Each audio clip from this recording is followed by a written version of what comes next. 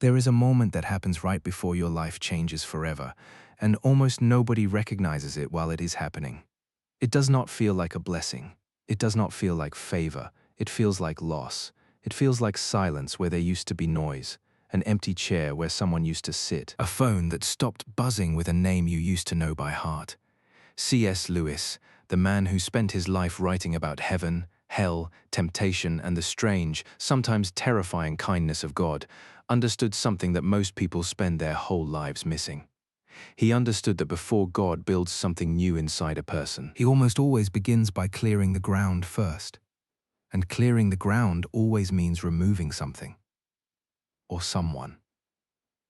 If you have ever wondered why certain people quietly vanished from your life right before things started to shift, why doors closed on relationships you assumed would last forever, why you suddenly felt alone at the exact moment you needed to grow the most, this is going to explain it. Because woven through Lewis's writing is a pattern, a kind of spiritual architecture that suggests there are 7 kinds of people God tends to remove before he hands a person the life they were actually built for. By the time we reach the 5th one, you are going to recognize someone from your own story, maybe even someone you are still grieving right now. So stay until the end, because the 7th person is the one almost nobody warns you about, and it is usually the most painful removal of all, and also the most necessary. Before we go any further, it helps to understand how Lewis actually thought about transformation, because it was never soft or sentimental. In his imagination, God was not a distant landlord content to let people rot comfortably in whatever condition they were found in. God was closer to a builder renovating an old, unstable house, knocking down walls the owner never even realized were load-bearing, tearing up floors the owner assumed were finished and permanent. That process is not gentle, it is not convenient, and it almost never happens without cost. One of the costs, quietly and repeatedly, running underneath so much of Lewis's thinking about the soul, is relationship. Not because God enjoys inflicting loss, but because certain relationships were only ever designed to fit a version of you that had to end for something greater to begin. Real growth is not additive.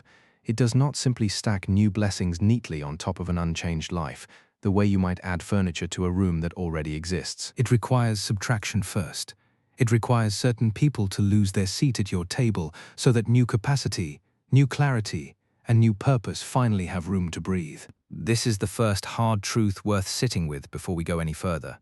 Sometimes the very people you are begging God to bring back into your life are the exact people He removed on purpose, because your future could not survive their continued presence in it. It is worth remembering that Lewis did not arrive at these convictions from a position of comfort or theory. He grew up watching his mother die slowly of cancer while he was still a child, an experience that hollowed out whatever soft, untested faith he had inherited and left him, for years, a firm and outspoken atheist. He survived the trenches of the First World War, watched friends die beside him, and carried the noise of that violence in his memory for the rest of his life. When faith eventually found him again, decades later, it did not arrive as comfort. It arrived as confrontation, reshaping nearly every relationship he had built his identity around. Some old friendships from his skeptical years quietly fell away once he could no longer pretend to believe what he used to believe. New friendships, most famously with a fellow academic and devout Catholic named Tolkien, became the very soil his transformation grew in. Lewis himself lived this pattern of removal and replacement long before he ever wrote about it, which is precisely why his reflections on the subject carry so much weight. He was not describing a comfortable theory from a distance. He was describing his own life, his own losses, and his own unexpected gains. The first person God tends to remove is the comfortable voice, the one who never challenges you, who agrees with almost everything you say, who makes staying exactly as you are feel safe, even noble. This is rarely an enemy. Often it is someone kind, someone familiar, someone who has been woven so deeply into your daily life that their presence has quietly become part of your identity. Think of the friend who always tells you your plan sounds great, even when you never actually follow through on it. Think of the relative who praises your potential every single year, while nothing about your actual circumstances ever changes. There is nothing dramatic about this relationship. That is exactly what makes it dangerous. Comfort, when it becomes permanent, slowly hardens into a cage. And the bars of that cage are made of kindness, which is precisely why so few people notice they are trapped. Lewis wrote extensively about the danger of settling, about how easily human beings mistake mild satisfaction for the fullness they were actually created for, describing people who are far too easily pleased, content with small, safe pleasures, instead of reaching for the larger life waiting just beyond their comfort. A person who only ever affirms you, who never once asks the uncomfortable question, "Are you sure this is who you want to be 5 years from now?" is quietly reinforcing your ceiling every time they open their mouth. And when God is preparing to raise that ceiling, the comfortable voice often has to go quiet or leave the room entirely, because their presence would have talked you right out of the very growth you spent years praying for. If you have ever felt a strange, guilty relief after a low-effort friendship faded on its own, some part of you already understood this. The absence was not abandonment, it was oxygen you did not know you needed. The second person is the mirror of your old self, the friend, or sometimes the family member, who only knows the version of you that existed before the breaking, before the awakening, before the season that cracked you open and quietly rebuilt you from the inside out. These relationships are among the hardest to release because they are soaked in nostalgia, in shared history, in 1,000 inside jokes that once meant everything. They remember your old habits, your old fears, your old wounds, and they continue relating to you almost entirely through that outdated lens, sometimes for years after you have already moved on. Lewis wrote often about the difference between the shadow of a thing and the true substance of it, describing lesser realities as pale, dim echoes of the fuller thing they were only ever meant to point toward. A mirror of your old self. No matter how much they love you, cannot see the new one standing right in front of them. They keep addressing the person who technically no longer exists, gently but persistently pulling you backward into patterns you have already outgrown, not out of malice, but because it is the only version of you they have ever learned how to love. God does not remove these people to punish either of you.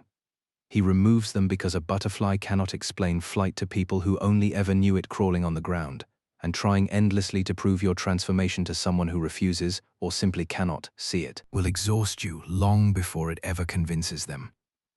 Picture someone who spent years defined by anxiety, by people-pleasing, by shrinking themselves in every room they entered. Then, slowly, painfully, they build the confidence to set boundaries, to say no, to take up space they were always entitled to. The old friend who knew them only as the anxious, agreeable one often reacts with confusion, sometimes even hostility, asking, without irony, "What happened to you?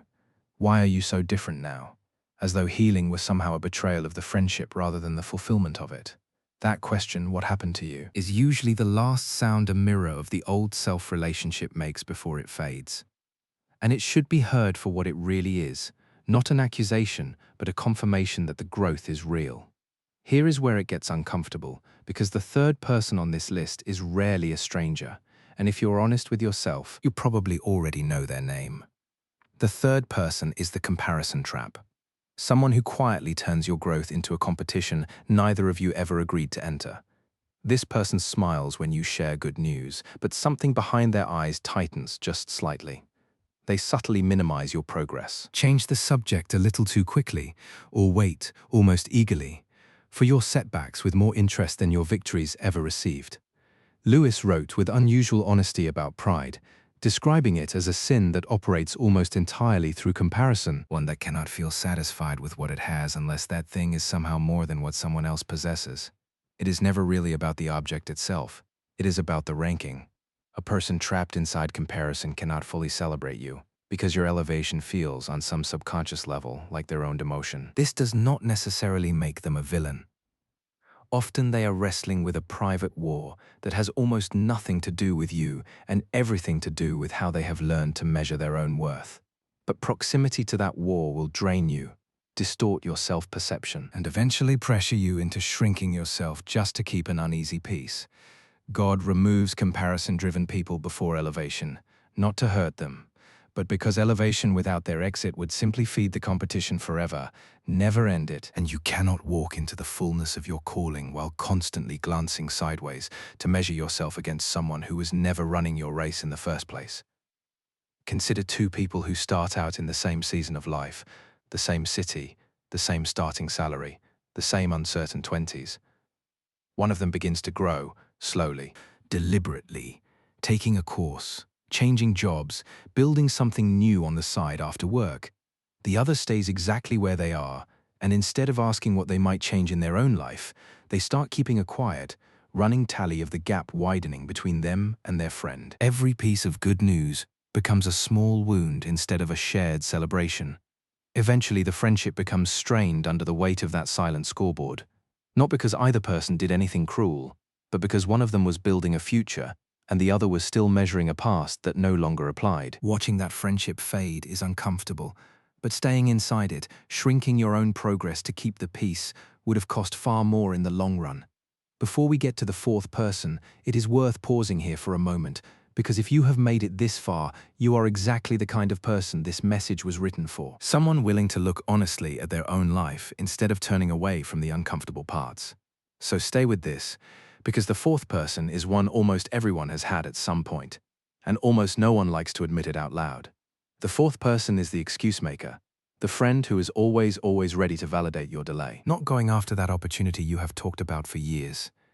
They will assure you it was never meant for you anyway, avoiding the hard conversation that could finally change everything. They will remind you with total sincerity that you are simply protecting your peace, even when what you are actually protecting is your fear. Excuse makers are comfortable to be around precisely because they never ask you to do the hard thing, never push you past the edge of your own resistance. Lewis described the soul as something that either moves steadily toward its intended shape or drifts gradually away from it, insisting there is rarely a neutral middle ground. You're always either becoming more of what you were made for or quietly becoming less. An excuse maker keeps you drifting gently, convincingly, without ever forcing the confrontation that might finally wake you up. God does not remove them out of anger toward them. He removes them because your breakthrough required you to stop being talked out of your own becoming. And as long as that familiar, sympathetic voice remained close, every excuse would keep sounding perfectly reasonable, right up until the day you looked back and realized an entire decade had quietly disappeared. Think about the countless conversations that happen over coffee, late at night, on long phone calls, where someone shares a dream, a business idea, a return to school, a bold move across the country, and their closest friend responds with warm, well-meaning caution instead of a challenge, gently listing every reason the timing is not quite right yet. Neither person even notices what is happening in the moment. It feels like love. It feels like being understood. But 5 years later, the dream is still just a dream, tucked away in the same drawer. And the friendship that once felt so comforting has quietly become one of the walls keeping the dream locked inside it. Now we arrive at the fifth person, and this is usually where people start recognizing their own story a little too clearly, sometimes uncomfortably so. The fifth person is the energy drain, the relationship that costs you far more than it ever gives back, the one that leaves you tired in a way sleep alone cannot fix. This might be a friendship built almost entirely around crisis, where you are always the one holding space, always the one giving, rarely the one receiving anything in return. It might be a family dynamic where your presence is required, but your actual feelings are treated as optional. A relationship where your needs quietly disappear the moment someone else's needs enter the room. Lewis understood something profound about the nature of love, insisting that genuine love always seeks the true good of the other person, not merely the comfort or convenience of the one doing the loving. A relationship that only ever drains, that never restores, is not love in that fuller, richer sense. It is a slow transaction wearing the costume of intimacy. God, removing an energy drain from your life, is not Him being unkind toward that other person. It is Him protecting the very capacity you are going to need for what comes next. Because you cannot walk into a demanding new season of your life while you are still quietly bleeding out from an old one, no matter how much love you still have left for them. Sometimes this looks like the friend who only ever calls during a crisis, disappearing entirely the moment their life stabilizes, only to resurface the instant the next storm arrives, treating you less like a friend and more like an emergency service. Sometimes it looks like a family member whose visits always leave you strangely exhausted, even though nothing dramatic ever seems to happen while they are there, because their presence quietly demands constant management, constant reassurance, constant emotional labor that is never once returned. You may spend years believing this exhaustion is simply the price of loyalty, the tax that love requires. Lewis would have pushed back gently on that assumption, insisting that love which only depletes one side of a relationship has drifted away from love's true shape and become something closer to obligation wearing love's name. Recognizing the difference is not selfish. It is often the very thing that finally frees both people to find relationships that can actually sustain them. The sixth person is harder to talk about because this one usually leaves during your lowest moment, and that timing alone makes the wound especially deep. The sixth person is the fair weather presence, someone who was fully available during your successes, who showed up right on cue for every celebration, but who mysteriously disappeared the moment life became difficult. They loved the version of you that was winning. They celebrated your highlight reel, your promotions, your good news, your best days. But the instant you needed support instead of applause, they went quiet, sometimes without a word of explanation, sometimes with a flimsy excuse that never quite added up. Lewis wrote about suffering as one of the great revealers of truth, describing pain as something that strips away performance and shows people exactly what remains underneath once the show ends. A fair weather presence cannot survive your winter because their attachment was never really to you as a person in the first place. It was to your usefulness, your image, or the emotional benefit your success provided them without their ever having to say so out loud. Losing this person feels, in the moment, like a fresh betrayal layered on top of whatever pain you were already carrying. But it is also a strange, harsh kind of clarity. God allows this exit not to leave you exposed and undefended, but to show you, unmistakably and without ambiguity, exactly who was never actually standing with you in the first place, so that when real elevation finally arrives, you will not mistake counterfeit support for the genuine thing ever again. There is a particular kind of silence that follows a diagnosis, a layoff, a divorce, a failure that becomes public knowledge, and it is often in that exact silence that a person discovers who among their circle was celebrating them and who was celebrating what they represented. The people who only text during the good chapters, who like the achievement posts, but never once check in during the quiet, difficult months in between, are showing you something true about the relationship, whether or not they mean to. It stings in the moment, sometimes for a long time afterward. But it is far better to learn this truth in a season of struggle, when the stakes of misplaced trust are lower, than to learn it later, at the top of something significant, when the cost of counterfeit support could be far higher. And now, the seventh person, the one almost nobody prepares you for, the one this entire message has been quietly building toward. The seventh person is the false comforter, someone who shows up during your pain claiming to help, but who actually reinforces the very brokenness you are desperately trying to heal from. This one is subtle, and because of that subtlety, it is dangerous. False comforters rarely look like enemies. They look like support, like understanding, like the one person who finally gets it. They agree with your bitterness instead of gently, lovingly challenging it. They validate your victim's story instead of helping you reclaim the power hidden underneath it. They sit with you in the wreckage, and instead of helping you rebuild anything, they help you decorate the ruins and quietly convince you to call it home. Lewis wrote his most personal, most searing work after the death of his wife, wrestling openly and honestly with grief, doubt, and the terrifying silence of God in the middle of real suffering, and even there, in the rawest honesty a grieving man could offer on paper, he never once mistook comfort for truth. Real comfort eventually points a person toward healing, toward movement, toward the next right step, however small. False comfort simply makes the pain more tolerable to live inside permanently, turning a wound into a residence instead of something to walk through and beyond. God removes false comforters last, often, because they are the hardest of all seven to spot from the inside. They feel like the one person who has ever truly listened, the one safe place in a chaotic season. But listening is not the same thing as leading you forward, and God has always been more interested in your forward motion than in your temporary comfort. Their removal often hurts more sharply than any of the previous 6, because it can feel like losing the only person who ever seemed to understand you at all. It is not. It is the final piece of ground being cleared. Knowing this pattern exists is one thing. Living through it with any grace at all is something else entirely. And it is worth pausing here to talk honestly about how a person actually survives these 7 kinds of removal without becoming bitter, without hardening into someone who trusts no one ever again. The first step is resisting the urge to chase people back into your life simply because their absence hurts. Pain is not proof that something was good for you. Sometimes pain is simply proof that something mattered, which is not the same thing at all. The second step is refusing to rewrite the removal as evidence that you did something wrong, that you were too much, too different, too demanding. Growth will always look like abandonment to people who are only ever comfortable with your smaller self, and mistaking their discomfort for your failure is one of the surest ways to talk yourself back into a life you already outgrew.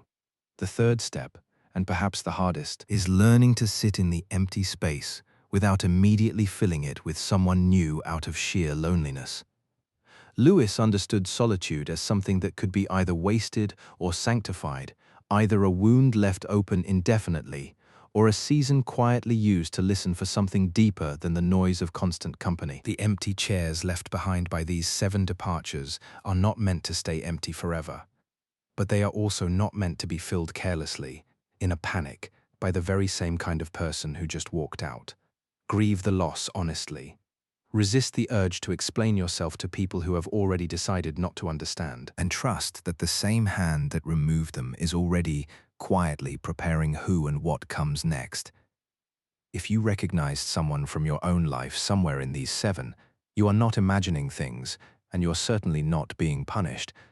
According to the framework woven through Lewis's writing, this kind of removal is never random cruelty dressed up as spiritual language. It is preparation, deliberate and precise. It is the invisible hand of a creator who sees the next chapter of your story with a clarity you do not yet have, who knows exactly which relationships simply cannot survive the transition ahead, and who loves you enough to let them go, even when that letting go breaks your heart in the short term far more than you expected it to. Every single person who has ever walked into a genuinely bigger version of their life has also walked away, willingly or unwillingly, from someone who could not follow them there. That is not a flaw somewhere in the process. That is the process working exactly as it was designed to. Lewis believed that becoming who we were truly meant to be is one of the most costly, most disruptive, and yet most necessary things that can happen to a human soul. And that cost is almost always paid, at least in part, through relationship, through the quiet, aching subtraction of people we once thought were permanent fixtures in our story. So if your circle has grown noticeably smaller lately, if certain names have gone strangely quiet, if people you once could not imagine losing simply are not there anymore and you cannot fully explain why, consider the possibility that this is not the end of your story at all.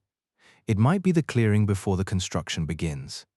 It might be the empty room finally being prepared for something you have not even imagined yet, something that could never have fit inside your life the way it was arranged before. The pain of losing them is real, and nothing here is asking you to pretend otherwise or to rush past your own grief. But pain and purpose are not always opposites, sitting on opposite ends of some emotional scale.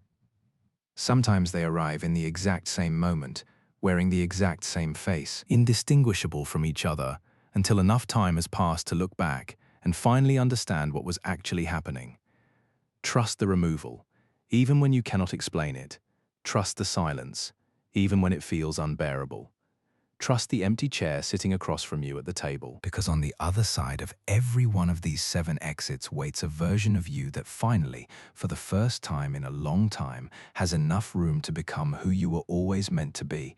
None of this means the people who left were bad people or that you were wrong to have loved them while they were there. It simply means that some relationships are built for a season and not for a lifetime.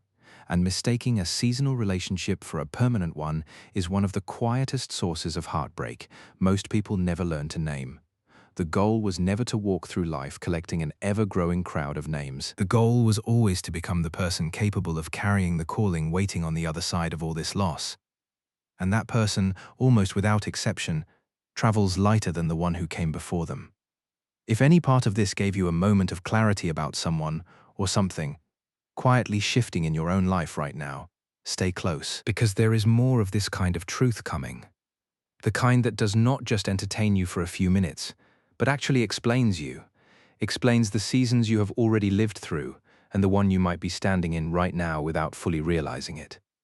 Share this with someone who needs to hear it today. Someone who is still grieving a person they do not yet understand, they were never meant to keep. And before you go, tell us in the comments which of these 7 hit you the hardest, because chances are extremely high that you are not the only one sitting there right now who needed to hear exactly this.